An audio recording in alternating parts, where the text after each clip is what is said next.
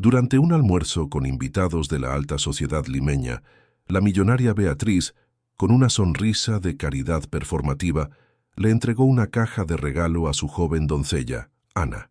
«Un pequeño detalle para ti, querida», dijo con dulzura, antes de añadir en un tono que todos pudieron oír: «Esta es mi ropa vieja, para que por una vez sepas lo que es vestir decentemente».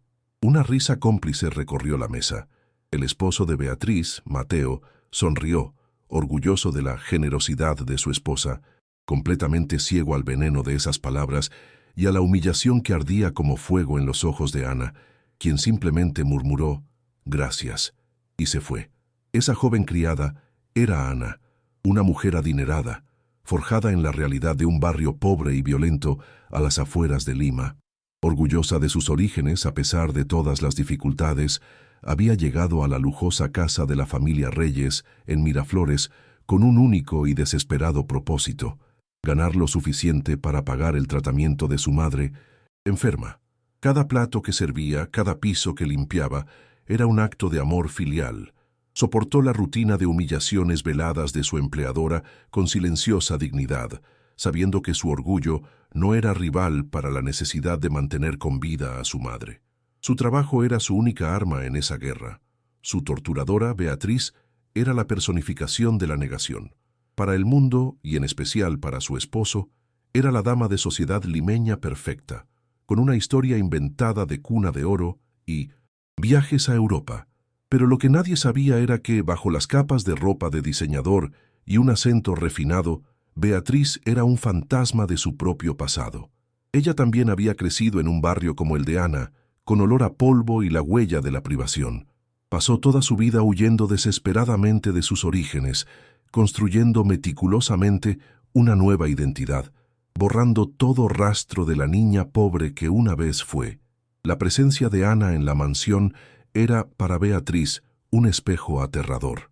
En Mindone, cada gesto humilde, en su acento inconfundible, en su silenciosa dignidad, Beatriz veía el reflejo de la persona que más odiaba y temía en el mundo: ella misma. La existencia de Ana era una amenaza constante para su farsa, un recordatorio viviente de que la pobreza que tanto había luchado por enterrar aún se respiraba allí mismo, en su propia casa. Y así, su crueldad no era solo malicia, era un acto de instinto de supervivencia. Humillar a Ana, menospreciarla, era su forma desesperada de distanciarse de su propio y odiado reflejo. El conflicto entre ambos era una guerra psicológica, librada con armas que solo ellos entendían. Beatriz criticaba la comida sencilla que Ana traía para su almuerzo. Hacía comentarios despectivos sobre la violencia en el barrio donde vivía su familia y le regalaba limosnas en público como ropa vieja. Eran ataques en clave, diseñados para herir la identidad de Ana, el orgullo por sus raíces. Eran golpes que Mateo, proveniente de una familia tradicionalmente adinerada y protegido de tales realidades, era completamente incapaz de descifrar. Él, en su ingenua nobleza, no presenció la lucha de clases que se desataba en su comedor.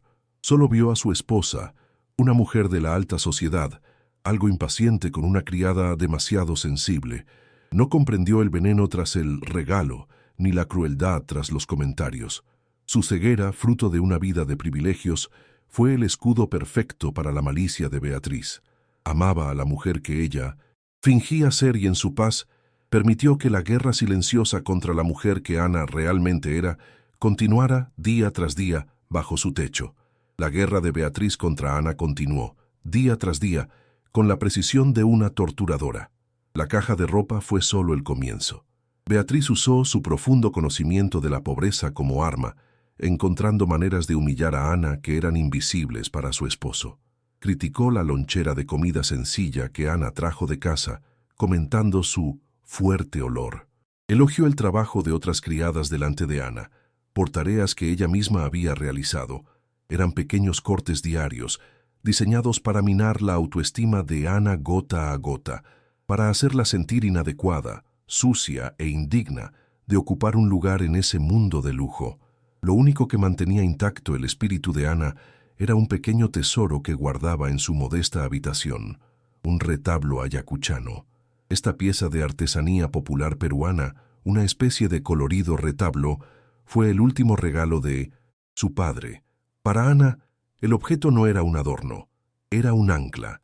Representaba la fe, la resiliencia y la rica cultura de su pueblo, un recordatorio de que su identidad y su valor no se definían por su profesión ni su domicilio, sino por sus raíces. En un mundo que intentaba reivindicarla como inferior, el pequeño retablo susurraba que ella era la heredera de una gran belleza. El conflicto se intensificó cuando Beatriz, en su afán por dominar la casa, decidió inspeccionar las habitaciones del personal. Fue una clara violación de la intimidad, un acto de poder para reafirmar su posición como dueña de la casa.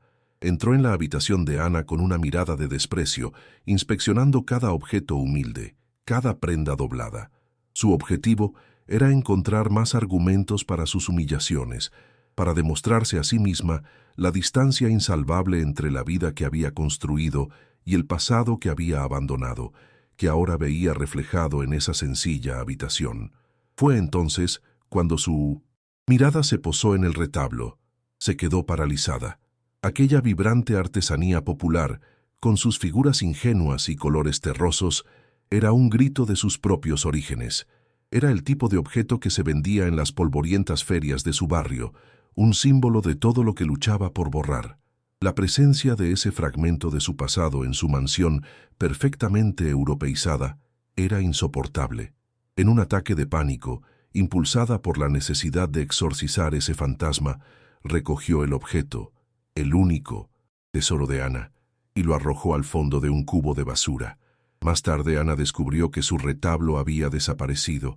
Desconsolada, se atrevió a preguntarle a Beatriz si lo había visto. La respuesta de su patrona fue fría y desdeñosa. «Ah, esa chuchería fea y colorida. La tiré. Estaba acumulando polvo y no combinaba con la decoración». La crueldad del acto, la forma en que desechó el objeto más preciado de Ana como si fuera basura, fue el golpe más profundo de todos. No fue un ataque a su trabajo, sino a su alma, al recuerdo de su padre. El dolor fue tan abrumador que Ana no pudo contener las lágrimas. La crueldad de Beatriz al destruir el único recuerdo de Ana es desgarradora. ¿Crees que su maldad se debe a la arrogancia o a algo más profundo? Deja tu teoría en los comentarios. Fue el sonido de su llanto lo que atrajo a Mateo. Al cruzar el pasillo, oyó sus sollozos y, preocupado, entró en la habitación de Ana. La encontró sentada en la cama, desolada. Le preguntó qué había pasado. Entre lágrimas, le explicó lo de su retablo, el regalo de su padre, y cómo Beatriz lo había tirado. Confundido, Mateo fue a buscar a su esposa, quien repitió fríamente su excusa. Era solo un objeto feo. No sé a qué viene tanto alboroto. Su total falta de empatía, la crueldad innecesaria del acto, finalmente encendió la alarma. Por primera vez, una pequeña y peligrosa semilla de duda se plantó en el corazón de Mateo. Miró el dolor genuino y profundo en los ojos de Ana, y luego la fría indiferencia en los de su esposa. Y ambas cosas no encajaron. Siempre había visto la impaciencia de Beatriz como un rasgo de la élite, la arrogancia de quienes nacieron con una cuchara de plata en la boca. Pero no era arrogancia, era malicia. ¿Por qué alguien destruiría la única posesión preciada de una persona pobre sin motivo? La pregunta comenzó a atormentarlo. Esa noche, atormentado por la duda, se sentó en su oficina, no para trabajar, sino para hacer algo que nunca antes había hecho. Investigar a la mujer con la que se había casado. La duda ha sido sembrada. El millonario está a punto de descubrir un secreto que podría destruir su matrimonio. Si te gustan las historias donde la verdad sale a la luz de forma impactante, únete a nuestra comunidad. Suscríbete para no perderte nada. La crueldad desproporcionada de Beatriz le roía la mente a Mateo toda la noche. No tenía sentido. Un hombre acostumbrado a analizar a la competencia y a detectar las debilidades en los negocios, finalmente aplicó esa misma lógica a su propia vida. La historia de su esposa, con su toque de plata, siempre había sido imprecisa en detalles. Impulsado por una imperiosa necesidad de comprender, hizo lo que mejor sabía hacer: investigar. Unas cuantas llamadas discretas a contactos influyentes, una búsqueda en registros públicos facilitada por su dinero. No buscaba un escándalo de infidelidad, sino la historia simple y veraz de su familia, un pasado que ella siempre evitaba mencionar. Y la verdad, cuando llegó, no fue un escándalo, sino una revelación silenciosa y mucho más devastadora. El informe que recibió a la mañana siguiente fue simple. Beatriz no había nacido en Miraflores, sino en uno de los barrios más pobres y violentos de las afueras de Lima, el mismo lugar de donde provenía Ana.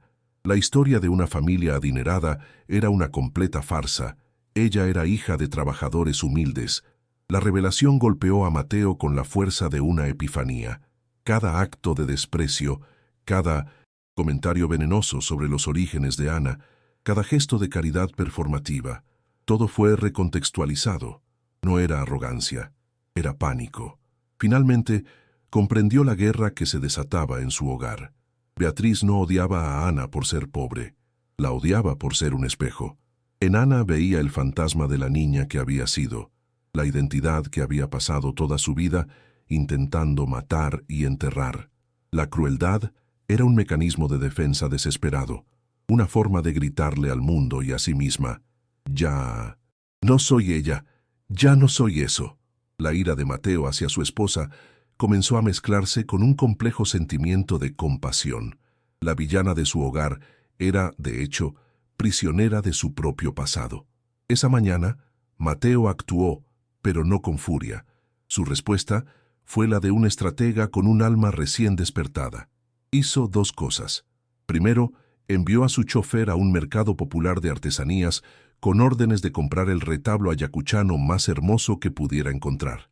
Segundo, fue personalmente a la cocina y dio una orden que impactó a los cocineros: preparar un sencillo arroz con pollo, al estilo humilde de los barrios, no la versión gourmet que servían. No estaba preparando una comida, sino una intervención, una terapia de choque simbólica. Llamó a Beatriz y Ana a la sala. La tensión era palpable. Beatriz desafiante, esperando que la pelea continuara. Ana resignada, esperando su despedida. Entonces, un sirviente trajo los objetos y los colocó en la mesa de centro entre ellas. El plato, humeante de comida sencilla, y la vibrante artesanía. Mateo miró a su esposa, con voz serena pero con una carga devastadora. «Beatriz», dijo, «creo que hace mucho que no comes comida casera». La frase, tan simple, fue una daga que atravesó el corazón de su engaño. La presencia de esos dos símbolos de su pasado, allí en su lujosa sala, fue el arma que la desarmó por completo. La fachada que había construido durante toda su vida se derrumbó en un instante. Beatriz miró su plato de comida, el retablo, y rompió a llorar, como si se rompiera una presa. Lo confesó todo: la vergüenza de sus orígenes, el miedo a ser descubierta, el odio que proyectaba sobre Ana. En ese momento, ya no era la dama de la alta sociedad, sino simplemente la chica asustada del barrio pobre. Ante la confesión de su esposa y el dolor silencioso de su criada, Mateo supo que su próxima decisión definiría no solo el futuro de su matrimonio, sino el tipo de hombre que realmente quería ser. La confesión de Beatriz, un río de vergüenza y dolor acumulado durante años, dejó la sala sumida en el silencio. Frente a su esposa destrozada y a su digna criada, Mateo tomó una decisión. Y no fue la decisión de un juez, sino la de un hombre que acababa de verse obligado a comprender la complejidad del alma humana. Miró a Beatriz y le ofreció una opción, no una sentencia. «Podemos afrontar esto juntos», dijo con voz serena. «Puedes buscar ayuda, afrontar el pasado que te atormenta, y yo estaré a tu lado. O puedes seguir huyendo, pero tendrás que hacerlo sola». No le ofreció un perdón fácil, sino un camino difícil hacia la redención. Entonces se volvió hacia Ana, la víctima inocente de esa guerra de autodesprecio.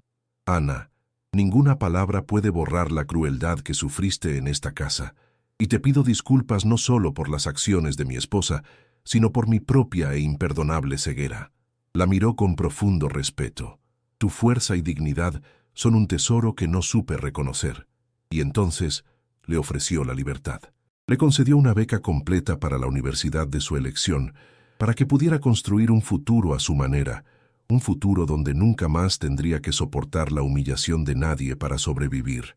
La fachada de Beatriz se desmoronó por completo, expuesta y humillada, no por una acusación, sino por un simple plato de comida y una artesanía. No tuvo más remedio que confesar. Sollozando, habló de su pasado, su vergüenza, el miedo constante a ser descubierta y el odio que proyectaba sobre Ana. La decisión de Mateo, sin embargo, no fue la de un torturador. Al ver a la frágil mujer tras la máscara de la crueldad, le ofreció una opción: afrontar su pasado y buscar ayuda psicológica juntos, como pareja, o irse. Al mismo tiempo, le pidió a Ana un profundo perdón y le dio la llave de su propio futuro. Un año después, vemos a Ana en un aula universitaria, con los ojos brillantes de concentración y felicidad, su cuaderno lleno de apuntes, en pleno control de su destino. El futuro del matrimonio de Mateo y Beatriz sigue siendo incierto, pero otra escena los muestra juntos, visitando por primera vez el barrio pobre donde ella creció. La incomodidad es visible, pero se toman de la mano en un doloroso pero necesario intento de reconciliarse con la verdad. Su camino sería largo, pero por primera vez se construía sobre una base honesta, no sobre las arenas movedizas de la negación. El millonario no solo descubrió la verdad sobre la crueldad de su esposa, sino también la frágil y temerosa humanidad que se escondía tras ella. Su historia nos enseña que las mentiras más grandes no son las que les decimos a los demás, sino las que insistimos en decirnos a nosotros mismos, y que la verdadera compasión no consiste solo en castigar el error, sino en comprender la herida que lo causó. ¿Crees que las personas pueden cambiar si confrontan su pasado? Deja un comentario, dale a me gusta si esta historia te conmovió y compártela.